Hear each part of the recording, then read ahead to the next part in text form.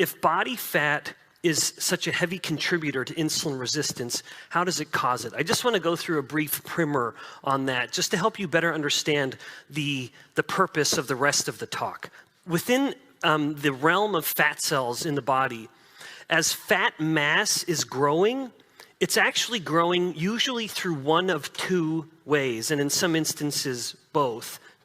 And so one of two ways. The first one being hypertrophy of each individual fat cell, and the second being hyperplasia, which is when the fat cell size is staying generally the same, but the fat cells multiply to help share the metabolic burden. So hypertrophy is when the number of fat cells is generally quite set, it's static, but each fat cell is bearing that burden, and it's getting bigger and bigger. In contrast, hyperplasia, if fat tissue is being stimulated to grow, it will maybe get modestly bigger, and then it will multiply. And so it starts to recruit help to carry the load. There are two problems with hypertrophic fat gain. The first one, and both of these are actually quite complicated ideas, but I'm hoping that I can convey them in the simplest possible way. So the first problem with the hypertrophic fat cell is that it starts to run out of room. It's essentially like a metabolic hotel that has no vacancy. Now, let's come back, let's leave that analogy behind for just a moment and come right back to the fat cell. So insulin stimulates adipocyte, which is fat cell growth. It largely does this, and we'll revisit this in a moment, by inhibiting the breakdown of fat with a generally modest influence of pushing in more fat. So that making the fat cell grow, inhibiting the breakdown. But when the fat cell is undergoing such substantial hypertrophy, it begins to reach a point of maximum dimension. It's like a water balloon that we've filled so much that if we put any more in, it's going to pop. Now, in this case, it's like a water balloon where we can't totally turn off the faucet. And so rather than have the water balloon pop, we just make one teeny little hole and allow it to start leaking out. That's what starts to happen in the hypertrophic fat cell. It becomes resistant to insulin's efforts to force it to hold on to the fat in order to prevent further growth. So it's a survival mechanism. So the hypertrophic fat cell tells insulin, you want me to continue to grow? I can't. I will literally pop because a membrane has a limited capacity to continue to grow, like a water balloon has a limited capacity to continue to fill. And so the fat cell becomes insulin resistant to prevent further growth. Now, the second problem with hypertrophic adipocytes is that they start to suffocate, or to use a more cellular term, they begin to experience hypoxia. Now, it's a little known fact of cell biology that a cell must be within just a few microns of a capillary. And a capillary is the smallest functional unit of a blood vessel, of a cardiovascular system. It is at the capillaries where we exchange stuff with cells and tissues. That's where we're giving out oxygen, taking in CO2 into the blood, giving nutrients, taking in metabolites. It only happens at the capillary, not the arteries before it, not the veins after it, or any of the smaller structures in between, only the capillaries. So a cell must be very, very close to a capillary to allow all of this exchange to continue to survive, including getting oxygen. Now, if you have small fat cells, that's no problem, like I show at the bottom. They're well within this generally 50 micron range of the distance of the capillary. However, fat cells are so completely unique compared to other cell types, it can expand to more than 10 times its volume as it starts to undergo hypertrophy. Now you have a fat cell whose very diameter is so substantial that it puts even itself, let alone any neighboring fat cell, much too far from the capillary. So now you have capillaries whose distance is too great, or fat cells, hypertrophic fat cells, whose distance is too great. As they've undergone hypertrophy, they've pushed themselves further and further from the capillary, from the life-giving blood. And now they've become hypoxic. They're suffocating. And the fat cell, however, wants to survive, and it has so many tricks. The fat cells are so complicated. We look at them as just energy storage, and they do so much more than that, including sensing hypoxia and responding to that hypoxia by releasing pro-inflammatory cytokines. So the hypertrophic fat cell will say, I'm suffocating. I need to correct this by stimulating the growth of new blood vessels. And I'm going to do this by flooding the system with pro-inflammatory proteins, because some of them will in fact induce the growth of new vessels, thereby correcting the hypoxia. Now, unfortunately, these two things that the hypertrophic fat cells do to survive end up creating so much of the metabolic mayhem that we see throughout the rest of the body. So the rest of the body is just suffering as an innocent bystander, all while the fat cell is just trying to survive. All right, now with all of this in mind, and your appreciation, I hope, of the problems of the hypertrophy of fat tissue, let me just sort of go on a brief tangent and allow this, let this be a vehicle to introduce an interesting theoretical concept known as the personal fat threshold. You've probably heard of this. This was an idea posited many, many years ago, that within certain bodies, people will have a varying threshold above which that body doesn't want to store more fat. Now, you'll have to pardon my excessively cartoonish method. It's not to say that anyone who has fat stored above their nipples is going to be metabolically deranged. I just mean to show that this would be a level in a particular body that once that body has reached that degree, maybe as a % of fat, then it's going to start to suffer. So any fat mass or amount of fat stored in fat cells that is below that threshold, it hasn't met the threshold, we would say this person is insulin sensitive. They are not suffering any metabolic complications from the amount of fat that they have on their bodies. However, if a person has gained a certain amount of fat or stored a certain amount of fat within their adipose tissue or their adipocytes that has gone beyond the optimal storage, or it's pushing it, now they start to move into the realm of metabolic derangement in the form of insulin resistance. And what if you could take this person that I'm showing here who has insulin resistance because they have overfilled their fat cells and make their fat cells go through hyperplasia?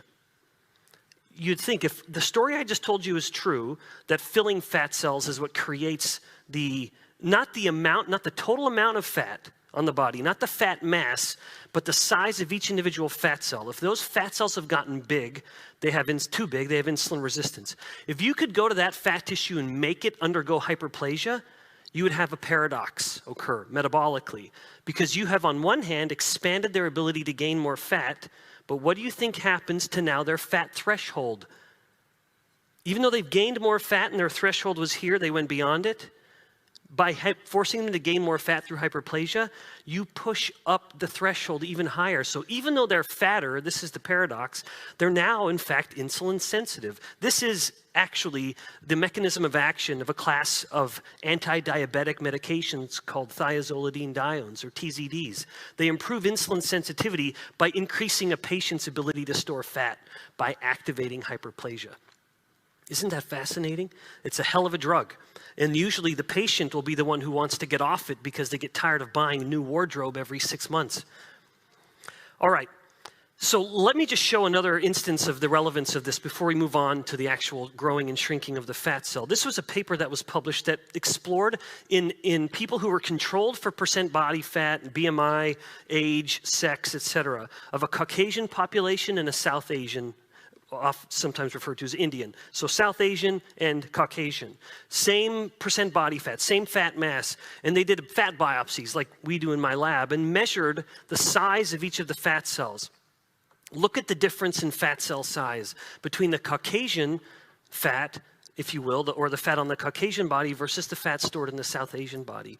You can see the fat stored in the South Asian body is substantially more hypertrophic, despite having the same overall body fat mass. So based on this, who would you think has the higher threshold? Who could store more fat, in other words, and yet maintain their insulin sensitivity and their metabolic health? Remember, fat cells are healthier cells. So it's no surprise that the Caucasian population has a higher threshold. Thus, if you take an equal amount of body fat across the population, you will see that one group will have surpassed its threshold and thus be insulin resistant, while the other is still doing metabolically fine. This partly explains some of this odd paradox we see a little bit. I'm using that word too much. What's another word I can use? This disconnect that we see from the US to, say, India, where within the United States, we have much, much higher levels of obesity. But if you look at diabetes, India has higher rates of type 2 diabetes, despite being leaner than the average American, with being such a heavy Caucasian population. All right, so one last thought on this, though, before I leave it, is who do you think would have the higher insulin levels? You've heard me speak by now, I'm sure, and you're all such diligent students that you've remembered it. If someone is insulin resistant, what happens to their insulin levels? Always. Insulin will be higher. Yeah, so who do you think is going to have the higher insulin here? It's going to be the group that has the more hypertrophic fat cells or the lower fat threshold. So the average Caucasian has a fasting insulin of around 9, and the average South Asian has a level that's about double that. So the growth of a fat cell, and this is a guy who's growing fat cells in his lab all the time. And then we're taking fat cells from animals. We're taking fat cells from humans.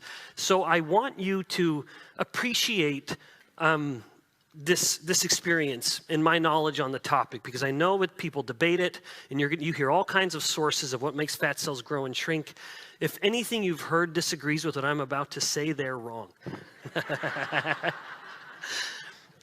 Anyway, so what makes a fat cell grow? Well, you need two things, and you really do need two things, as much as they've been split into two different camps. You need elevated insulin, and you need sufficient energy. These are not the same, but they work together.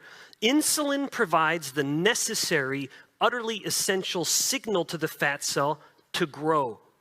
But in the absence of fuel, the fat cell will say, well, I'm trying to grow, but I have nothing to grow with. You must have sufficient energy to fuel the growth that the insulin is stimulating.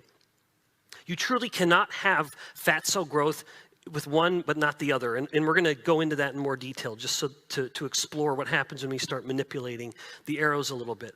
But let's just start with the purely energy-based paradigm. Looking at, again, just the level of the fat cell. If you have elevated energy, you would have sufficient glucose. And fat cells love glucose, and they love turning glucose into fat, and they do so very, very well. But fat cells also have the ability to simply pull in fat. Now, I don't want my cartoon-ish image here to confuse. I don't mean to imply that the adipocyte actually directly pulls in a triglyceride molecule. That doesn't happen. But the triglyceride molecule will float by it, and then it will rip off individual fats from it. And I'll come back to that in just a moment. Now, these are the inputs. Of course, fat cells have an output, and that would happen in the form of free fatty acids. So the overall balance of these caloric molecules in versus these caloric molecules out, this could, at its simplest, be defined as the caloric theory of why fat cells grow, or the caloric theory of why we get fat. More energy is going into the fat cell than is going out. That is the simplest version of this. However, even right here, we've encountered a bit of a conundrum. If it truly is, there's just excess energy in the blood, there's calories in the blood that need to be stored, what happens then with exercise? How is this regulated? So exercise is a perfect example, because when we exercise, the amount of energy coming out of the fat cell goes up. Free fatty acids go up a lot. But so too do other energy sources in the blood, like glucose. Why isn't the fat cell picking in all of this glucose during exercise? Why isn't it getting the overall signal that it should be growing because of all this glucose that's available in the blood? And again, the fat cell loves taking in glucose to store for energy. Well, that's because even though there is plenty of energy in the blood, and indeed the fat cell is contributing to it, the fat cell knows that it's time to release fat rather than store it because of, any guesses? Yeah, hormones, specifically insulin. It is the hormone that tells the cell what to do with the energy that it has. We cannot assign a level of intelligence to a cell that it doesn't have. A cell must be told what to do. It's one of my naughty little children. It must be told, heaven forbid, the child just do what it knows it should do on its own. Like the fat cell should just know what to do with the energy. It does not. It must be told what to do, and it is told what to do based on the input and the overall energetic state of the entire body. A cell alone doesn't understand what's going on in the entire body. It's hormones that tell one cell here, what's going on. This hormone is hungry. It'll be some endocrine cell that will signal to the other cell that's storing the energy, telling it that it's time to give it up, or vice versa. It's hormones that communicate the overall needs of the body from one cell to the other, lest any cell become too selfish and only care about itself. Now, let's shift then and leave this kind of energetic aspect behind of pure calories, and then just discuss about the purely endocrine aspect of fat cell growth and shrinking. But let's keep these energetic inputs and outputs still superimposed on the fat cell. Insulin is relevant with the growing and shrinking of a fat cell for two reasons. The first being that it will activate the input of energy into the fat cell, and it will inhibit the output. Remember, insulin wants to tell the fat cell, there's energy here, this is what I want you to do with it, namely store it. So the first one, increasing the uptake of energy into the cell. Insulin will dramatically activate the influx of glucose into the fat cell. And then as that glucose comes in, because insulin is not only opening the doors for the intake of the glucose, but it's also activating all the enzymes, or in other words, sending the message, hey, I'm giving you glucose and I want you to turn it into fat. And so the fat cell obliges and begins turning it into fat very, very easily, very readily and rapidly. Now, what about the fat?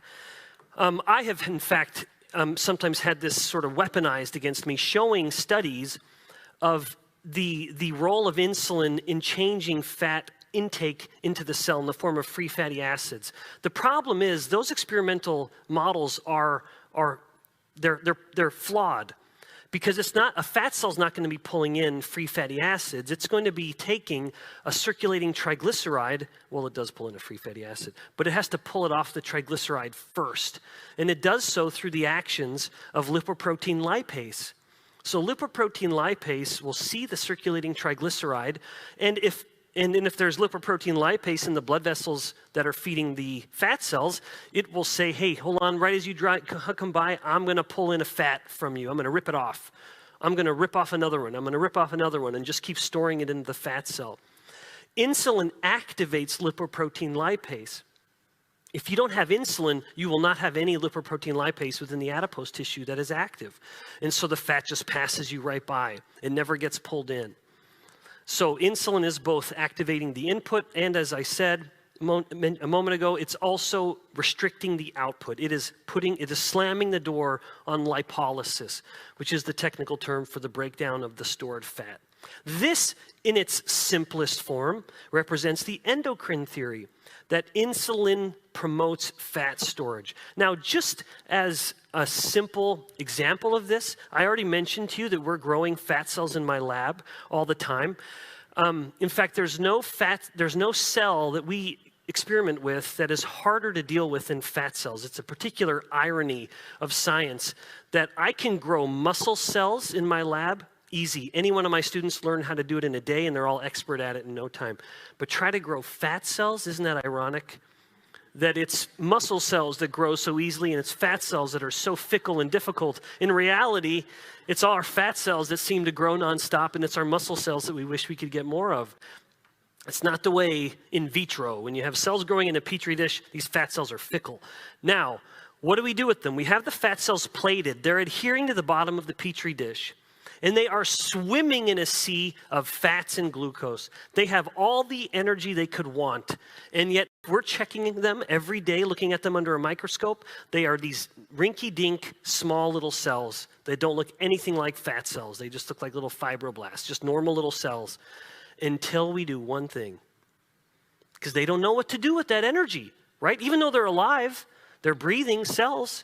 They're alive, we're changing the medium, we're keeping them healthy, but they stay very small. They don't know what to do until we tell them what to do by giving them, yes, we give them this little cocktail, and if we have to have insulin in that, or they don't know what to do. The moment we spike in the insulin, we can check it even just a few hours later, and immediately we start to see the lipid droplet stimulating the growth of the fat cell. Now it's a fat cell, beyond name only. In all function and glory, it's a fat cell, just like we would expect.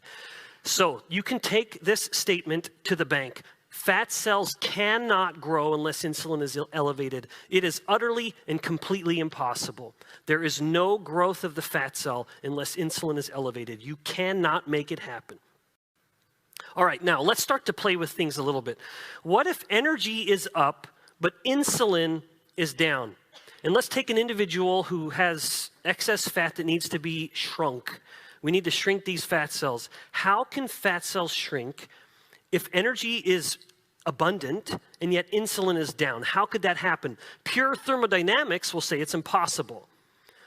Of course, pure thermodynamics is making all kinds of assumptions, like that the body is the universe. It's a closed... Now, I have some students who think that they're the middle of the universe, but they don't think that they're the entire universe, this closed system of the entire universe. The body is an open system that's exchanging energy in and out in ways we can't possibly fully control for. Even in the best labs, it's difficult to do this, and it's impossible in real world. Counting calories is laughable.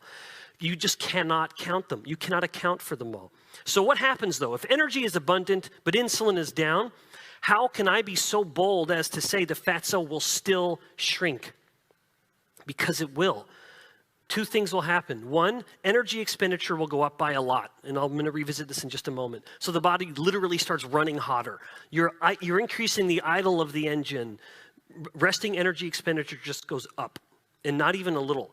And then second, which accounts for a lot of energy, is just this phenomenon of wasting. And I have mentioned this before in previous talks, but I'm just re-emphasizing it, bringing it back in here. Now, case in point, we can see this in humans in the case of an insulin knockout, a human insulin knockout model. Can you guess what I'm actually talking about? Type 1 diabetes? Yeah, so we use the term knockout to refer to genetic knockouts in animal models, but we have human knockouts of insulin production, which is a type 1 diabetic. This whole topic, and indeed much of my fascination on adipose tissue as a scientist, came because of this absolute serendipitous stumbling upon this work that was published over 100 years ago by two absolute legends. Elliot P. Joslin being the godfather of modern endocrinology, and Francis Benedict, whose influence on metabolic rate is still evident this day in the form of the Benedict equation, which is a way of estimating metabolic rate based on the size and mass of a person. Because metabolic rate is largely driven by just how much body there is. So a bigger person, you take one lean, if I were to gain 50 pounds, guess what would happen to my metabolic rate? It would go up, and it would go up a lot. So the bigger the body, the higher the metabolic rate. And yet what they found when these two geniuses came together, they found that in cases of what they called severe diabetes, at the time they didn't call it type 1 or type 2, it would just be type 1, that's what we would call it. They found that the metabolic rate was 20% too high. Now that's a lot. That is several hundred calories a day associated with just living their life. It's not like they're on a Stairmaster or anything all day for 3 hours to try to burn these several hundred calories. Just the very act of living their life in the absence of insulin meant that everything is happening at a higher level. Energy expenditure is just moving. Now in 1984, which is a wonderful year because that's when BYU won the national championship. So what they did here in 1984 was, first of all, they confirmed the findings of Joslin and Benedict and found that an untreated type 1 diabetes metabolic rate was way too high. Something was wrong here. They were just running too hot, if you will, the engine. And then what they did, they treated them with insulin, which is something Joslin and Benedict couldn't do because it wasn't available yet.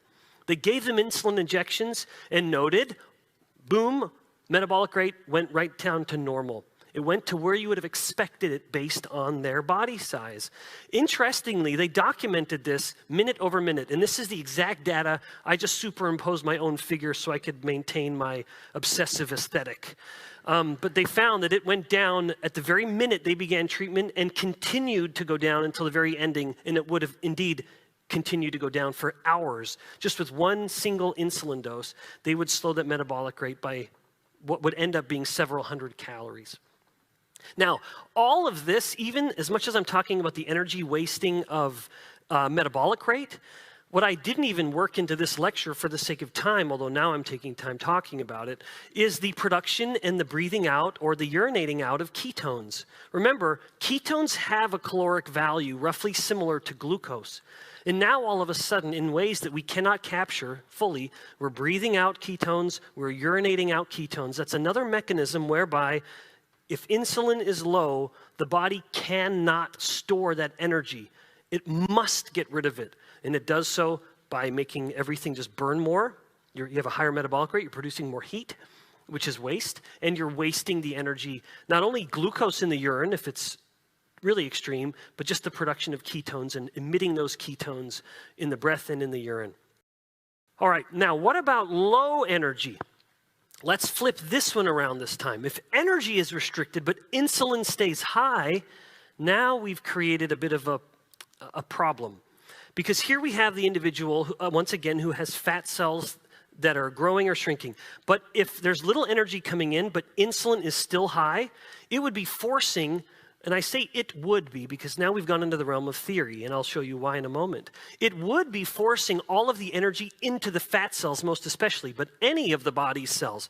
But again, especially fat cells. So now the fat cells are being told to grow, all while the total amount of energy in the blood is starting to go down. The fat cell doesn't care. It has plenty of energy stored. Even muscle cells don't really care. Muscle cells have a lot of energy stored as glycogen and fat. The liver's got plenty of energy. The kidneys have their own glycogen reserve. They can handle a little bit of reduction in energy in the blood. But one tissue among the trifecta of high metabolic rate organs, very high metabolic demand, doesn't store energy and must constantly be pulling in energy from the blood. But if energy in the mouth is going down, all while insulin stays elevated, which is pushing all the energy into the cells, the brain is left wondering how it's going to continue to get fed. Because if you are lowering energy in the blood, the brain isn't getting any. And so the brain starts to panic and is left with two choices. I either have to reduce my function, shut off, and reduce my energy demand, or I'm going to try to continue to work at this level and die. So it's better to go unconscious. This is essentially what happens in humans who overdose insulin, like this study with Dr. Cahill. So not only does, if there's no energy coming in and you spike insulin, glucose goes down, but then you would say, well, that's fine, Ben, because the brain has another energy source, ketones. But what happens to ketones if insulin goes up? Ketones also go down. Now you've deprived the brain of its two energy sources. No surprise that the brain shuts off. This would be known in diabetic realm, as diabetic shock. But this is why this scenario that I've outlined, namely low energy but high insulin, cannot happen. If energy is restricted, insulin must go down. Because insulin only wants to store energy. And if there's limited energy coming in, the body cannot afford for insulin to stay high. Now, therein lies the rub. Therein lies the problem with virtually every study that is comparing low-calorie to low-insulin diets. Or to say that another way, a low-fat diet, hypocaloric low-fat diet versus a low-carb diet. Now, as a reminder, and this is, once again, data that is just directly superimposed on a figure. We have done these experiments in my lab, and we're going to publish them soon. You can see that it's only carbs that have a substantial or any demonstrable effect on insulin at all. Now, those who were in Dr. Kutnick's talk this morning, you're saying, well, Ben, he showed an insulin curve. These are non-diabetic. If a person is a diabetic, they will have an exaggerated response to the protein that a non-diabetic won't have. So these are real human data. And my data from my lab is exactly like this. Although I'm not showing mine, I'm showing someone else's work here. This is for an insulin-sensitive person, non-diabetic. If it were an insulin-resistant person, the insulin spike to glucose would have gone up substantially higher and taken an hour or two longer to come back down. Just as a reminder. So we have the low-calorie, low-energy, low-fat diets versus low-carb, or in other words, low-insulin diets. And how do they compare? Now, in this case, if you're putting someone on a low-energy diet, given what I just explained to you before, if you restricted energy and you allowed insulin to stay high, that is incompatible with life, and the person's unconscious or dead. So what do you think happens? If you have a low energy diet, what's going to happen to insulin in order to ensure survival? Insulin will go down. Every time. So we have this massive confounding variable that has existed with every single low-calorie, low-fat diet. They say that they're testing the carbohydrate insulin model versus the energy model, or the caloric theory of obesity, whatever they would call it. But there is this enormous confounding variable that is present in every one of these low-calorie diets. Here's an example. This is maybe the most famous study. It was 2 years that looked at these 3 diets. Now, just to describe the diets, they had a low-fat and then a slightly higher fat version, what they called the Mediterranean diet, which of course means whatever you want it to mean. But interestingly, they were clamped calorie. They were calorie clamped. They said you must eat a lower calorie diet. So first of all, just think for a second. If you take the average person eating the standard American diet, or I could call it the global diet, because that's what it is, eating the standard global diet, which is about 70% carbohydrate and hypercaloric, and you force them into a low-calorie diet, they're eating less of everything. They're even eating fewer carbs than they were before. So just as a reminder at how silly this is to try to use these kinds of studies to make these comparisons. Then they had the low-carb diet, which was calorie unlimited, and it was carb restricted. Now notice that it started at 20 grams, and then partway through they increased it to 120 grams. That's a pretty substantial increase. Now, throughout this study, looking at these 3 metrics, glucose, insulin, and insulin resistance, there was a consistent loser and a consistent winner, which is nice. And this is a heavily studied or cited paper. You can look it up. Now, they also looked at weight change. I'm just showing this as an interesting example of what would be happening to the shrinking of the fat cells. The low-fat diet had some drop. No surprise, they're cutting down energy. And remember, they're also cutting down everything that they were eating before they started the study. They're eating less of everything. Mediterranean diet had slightly better results. And then coming in for the win was the low-carb diet. But boy, what a drop and what a weird increase. What do you think happened at the point of that drop? I already gave you the hint. Yeah, the scientists were concerned about the rate of weight loss. They considered it to be too much. And so they increased the carbs in order to mitigate that weight loss, lest it become a confounding variable. That's what the justification was, actually. Now, what happens to insulin to prove my point? No surprise that the low-carb diet experienced the greatest drop in insulin, insofar as carbs are the main spiker of insulin. And then the Mediterranean diet had a reduction. It was more subtle. And then still, the most subtle, but still a significant drop was in the form of the low-fat diet itself. So every one of these diets was lowering insulin, because if you just restrict the amount of food a person is eating, insulin will come down. So how can we really know that we've ever tested the endocrine theory of obesity or the caloric theory of obesity in these weight loss studies? And there's so much fervor and arguing about them when we have this massive confounding variable. So what my idea is, how can we account for the confounding variable? We need to forget about weight loss studies and look at weight gain studies. We need to put these same diets in a hypercaloric state and acknowledge the confounding variable of low energy leading to low insulin. So the reduction in insulin is going to be present among both interventional groups. So rather than just saying, how can we make someone lose the most weight, we should say, how can we see who gains the most weight? Which of these 2 diets is going to be the most resistant to weight gain, and which is going to be the most favorable to weight gain? We're flipping it all around. So we use the weight gain diet, and in this sense, I think we actually could understand the origins of obesity. After all, that's what we're trying to study, right? We're trying to understand the endocrine origins of obesity versus the caloric origins of obesity. Then why are we always using anti-obesity treatments? Why are we always doing weight loss studies? We need to do weight gain studies. And if you pay college students enough, you can get them to do anything, including gain 10 pounds or whatever it may be.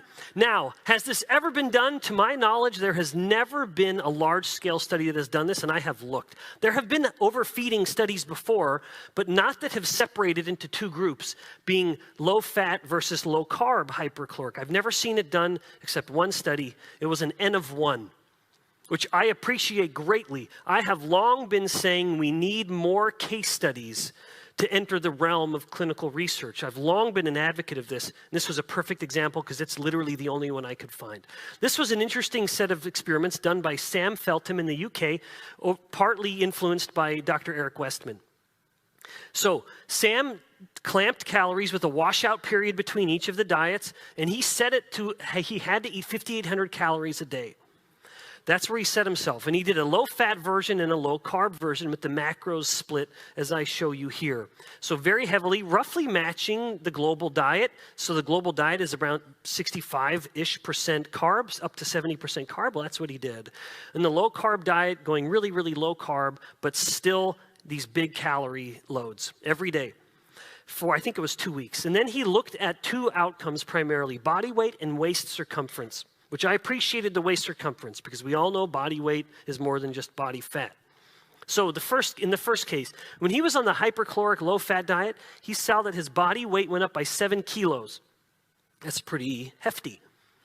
And on the low-carb diet, it only went up by a little over a kilo, so a pretty substantial change in weight gain. And he would always get back to baseline before he started the next round. Then he looked at waist circumference. He found that on the low-fat hypercaloric diet, his waist circumference went up by 9 centimeters. That's a nice, once again, increase. That's another couple notches in the belt. And then on the low-carb diet, his waist circumference went down by 3 centimeters compared to getting back to baseline. This is how we need to do it. If we want to understand why fat cells grow and shrink, if we're only ever forcing them to shrink, we always have the confounding variable of low insulin, because insulin is the hormone of the fed state. And if we are feeding less, it's no surprise that insulin must come down, and that will always be a confounding variable.